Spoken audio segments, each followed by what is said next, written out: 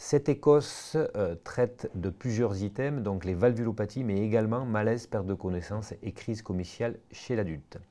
Donc, à l'intention de l'étudiant sera urgentiste. Vous recevez en consultation M. J, 81 ans, qui consulte aux urgences parce qu'il a présenté un malaise avec perte de connaissance. Donc, apparemment une syncope, il était aux côtés de son épouse. Il n'a pas présenté de mouvements anormaux, il a cogné sa tête contre le sol, il ne présente pas de dyspnée ni de palpitation. Donc perte de connaissance et il a tapé la tête. Il se trouve que ce patient est en fibrillation auriculaire, a des antécédents de fibrillation auriculaire en tout cas, et il est traité par apixaban, donc un anticoagulant. L'électro est normal, la radiographie thoracique est normale. En revanche, les résultats de l'échographie montrent un ventricule gauche dilaté de fonction systolique normale, mais on trouve par contre une valve aortique très calcifiée, une Vmax supérieure à 4 mètres par seconde, un gradient moyen supérieur à 40 et une surface aortique à moins de 1 cm². Donc évidemment, les données de l'écho sont essentielles. Et vous avez 7 minutes pour réaliser un examen ciblé du patient, demander un examen en urgence en le justifiant et expliquer au patient sa pathologie. Et vous pouvez poser un certain nombre de points, de questions à l'évaluateur. Donc en 7 minutes, l'examen, quel examen on demande en urgence et on explique au patient sa pathologie. Donc les consignes pour le patient, c'est 81 ans, donc il consulte aux urgences parce qu'il a perdu connaissance ce matin en montant les escaliers. Vous étiez aux côtés de votre épouse, pas de mouvements anormaux et vous avez cogné votre tête contre le sol. Vous ne présentez pas de dyspnée ni de palpitation. Point important, vous êtes en fibrillation auriculaire, vous êtes traité par apixaban. Vous avez également un diabète de type 2 et un tabagisme actif. Voilà. En ce qui concerne l'évaluateur, on a effectivement toutes les données, toutes les constantes, les résultats de l'auscultation, et donc je répondrai si les questions me sont posées. Bonjour. Bonjour. Je suis Bordachard, le médecin urgentiste, et je viens d'avoir le résultat de vos examens précédents. Du coup, je vais vous ausculter. Voilà. D'accord. Donc, je commence par relever les constantes. Je peux avoir la fréquence cardiaque, 61 par minute. la fréquence respiratoire, 21 par minute. la saturation, 97. la tension artérielle 13,7. et la température. 37. Donc, les constantes sont normales. Je vais commencer l'auscultation cardiaque. Hop. Je vais juste vous demander de relever votre t-shirt, s'il vous plaît. Je suis sur le foyer aortique. Est-ce que j'entends un souffle? Oui. Un souffle systolique ou diastolique? Systolique. Mésosystolique, holosystolique? Mésosystolique. Ok.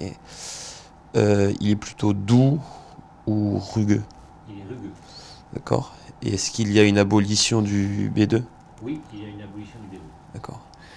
Est-ce que ce souffle irradie vers les carotides? Oui, il irradie vers les carotides. Ok. Je suis sur le foyer pulmonaire. Est-ce que j'entends un souffle? Non. Sur le foyer tricuspidien? Non. Et sur le foyer mitral? Non. Très bien. Est-ce que vous pouvez vous relever, s'il vous plaît? Vous redresser un peu? Tiens. Non, juste, vous pouvez rester assis, mais bon. Je vais écouter vos poumons. Vous pouvez respirer. Est-ce que j'entends le murmure merde. Oui, Ouais. il est présent et il est symétrique. Très bien. Et est-ce que j'entends des crépitants? Non. Non? D'accord. Très bien. Donc il n'y a pas de signe d'insuffisance cardiaque gauche. Maintenant, je vais chercher les signes d'insuffisance cardiaque droite. Je vais vous toucher un peu. Hop. Est-ce qu'il y a une hépatomégalie? Non. Est-ce qu'il y a un reflux hépato-jugulaire? Non. Monsieur, est-ce que vous pouvez regarder dans cette direction? Est-ce que je vois l'apparition d'une turgescence jugulaire? Non. Non. Hop. Je vais juste vous relever un petit peu votre pantalon. Est-ce qu'il y a des signes d'œdème? Non. Non? Bon, inférieur. Ok. Très bien. Donc il n'y a pas de signe d'insuffisance cardiaque droite. Hop. Est-ce que vous pouvez pousser avec vos pieds vers moi? Voilà. Essayez de pousser les deux. Vous pouvez les remonter. essayer de pousser mes mains avec vos pieds. Voilà, très bien. Vous pouvez faire pareil avec les mains, essayer de me pousser. Ouais. Essayez de pousser, hop, remonter. Très bien, essayez de serrer mes mains. Ouais, vous sentez quand même. Ouais. Très bien. Bon. Bon, j'ai fini de vous ausculter. On va faire le point. Suite à l'auscultation et au résultat de l'échographie, vous avez, voilà, on peut dire que vous avez un rétrécissement aortique dit serré. Voilà, il y a plusieurs critères.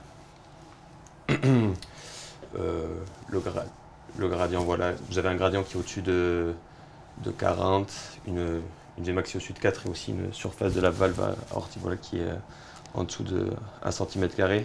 Et en plus, on retrouve, voilà, quand j'écoute votre cœur, il y a l'abolition du B2, ce qui veut dire, voilà, que vous avez un rétrécissement aortique serré, vous avez tous les critères. D'accord. Voilà, c'est une valvulopathie qui est plutôt commune, en fait c'est peut-être la plus commune, et donc qui se traite très bien. Vous voyez ce que c'est le rétrécissement aortique ou pas du tout? Ouais, je vois ce que c'est un voilà. petit peu. C'est un problème de la valve aortique. Et à ce point, vu que vous avez eu des symptômes avec la syncope, on a atteint, voilà, le stade chirurgical et on va devoir vous opérer. Donc on va vous garder après. Ah, d'accord. Ok. On va vous garder. Vous allez devoir passer d'autres examens, donc pour un anesthésiste, sûrement une coronographie. Et nous, on va réunir un staff médico-chirurgical, donc c'est des médecins et des chirurgiens, pour déterminer quelle opération on va vous faire, puisqu'il y a deux possibilités en fait. Soit on va utiliser un TAVI, c'est-à-dire qu'on va passer par l'artère fémorale, et on va du coup remplacer la valve, ou on va faire une opération et faire un remplacement avec une prothèse mécanique ou biologique, c'est-à-dire qu'on va vous ouvrir le thorax ici et qu'on va remplacer la valve par une prothèse. Voilà. Donc ça, c'est ce qui concerne le rétrécissement aortique. Et vous êtes tombé quand vous avez fait votre malaise, c'est bien ça? Oui, c'est ça. Vous avez pas mal à la... Un peu mal, mais pas plus que ça. Ok, bon, parce qu'il n'y a pas de signe particulier Il n'y a pas de signe particulier, mais comme vous faites de la fibrillation auriculaire et vous avez un traitement anticoagulant, dans ce cas de figure, on va vous faire passer un scanner du crâne pour vérifier qu'il n'y a rien. Mais bon, il n'y a pas de signe particulier. Voilà. Ok. Si vous avez des questions, c'est le moment. L'opération, ça serait dans combien de temps, vous pensez, si on a une? L'opération, on va essayer de la faire le plus rapidement possible. On va prendre le temps, voilà, de réunir le monde qu'il faut, mais on va essayer de la faire assez rapidement. D'accord. Ok. Non, j'ai pas d'autres questions. Très bien, merci beaucoup. Merci.